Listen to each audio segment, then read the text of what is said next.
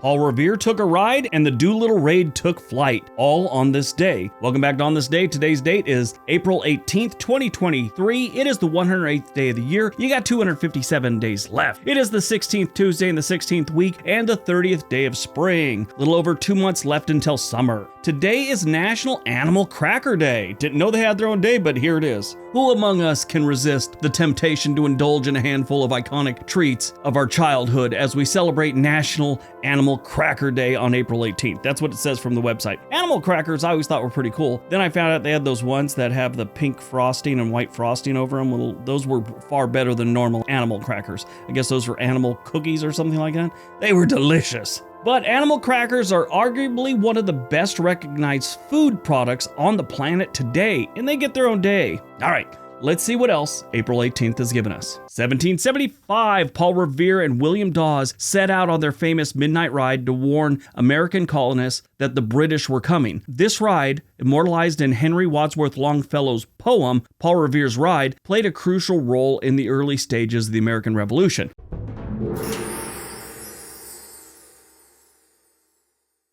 Now, I've talked about this before on this channel, and I think it's really interesting. Paul Revere really didn't ride that far. There was a special on HBO by Robert Wall, who he broke down myths about the American Revolution, American history really in general, and he talked about this one. Paul Revere became the face of this event because of his name. At least that was Robert Wall's theory. The guy who rode the furthest on this ride was a guy named Israel Bissell. And it's hard to make a poem about a guy with the name Israel Bissell. In that HBO special, Robert Wall said that the path that Paul Revere took that night, back then, the only one he really warned was probably the late night janitor at Harvard University. What's never brought up in the poem about Paul Revere is the fact that he only rode like 20 miles and was actually captured somewhere around Lexington and Concord in Massachusetts.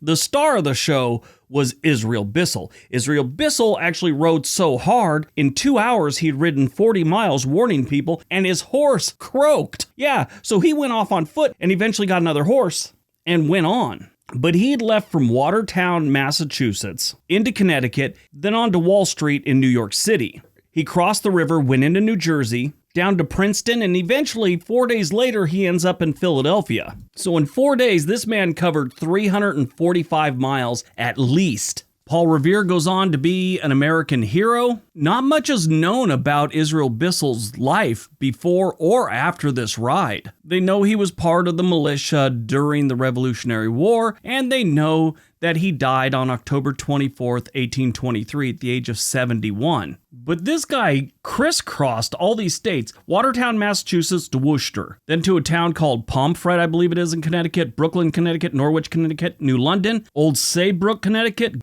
Guilford, Connecticut, Branford, and Fairfield. Then he finally crossed over into New York City and ended up in Wall Street, then into New Jersey where he went to Elizabeth, New Brunswick, Trenton, and then eventually on to Philadelphia. That's a long horse ride if you're going in a straight line. This guy was back and forth across all these states. And then he was forgotten. 1906, the San Francisco earthquake, one of the most devastating earthquakes in U.S. history, struck the city at 5:12 a.m. local time. The quake, which measured 7.8 on the Richter scale, caused widespread destruction and claimed the lives of over 3,000 people. 1912, the Cunard liner RMS Carpathia brings 705 survivors from the Titanic to New York City. 1923, the first Yankee Stadium opens in the Bronx, New York. The stadium, which was known as the house that Ruth built in honor of the legendary baseball player Babe Ruth, was home to the New York Yankees until 2008. 1942, the Doolittle Raid, a surprise air raid on Tokyo and other Japanese cities, took place during World War II. The raid was a significant morale booster for the U.S.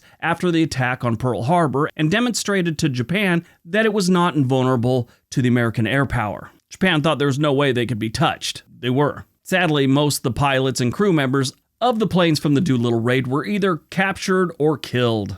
1980, Zimbabwe gains independence from British colonial rule after a long struggle for liberation. The country, which was formerly known as Rhodesia, was ruled by a white minority government that enforced segregation and discriminatory laws. 1983, the U.S. Embassy in Beirut, London, was bombed, killing 63 people, including 17 Americans. The attack was part of a wave of bombings and kidnappings that targeted Western interests in the Middle East during the 1980s. This was our deep dive 2 years ago. Movies released on April 18th, 1997, 8 Heads in a Duffel Bag. This is a dark comedy about a mob henchman who discovers that his bag containing forensic evidence of a hit has gone missing. This movie was pretty good. I enjoyed it.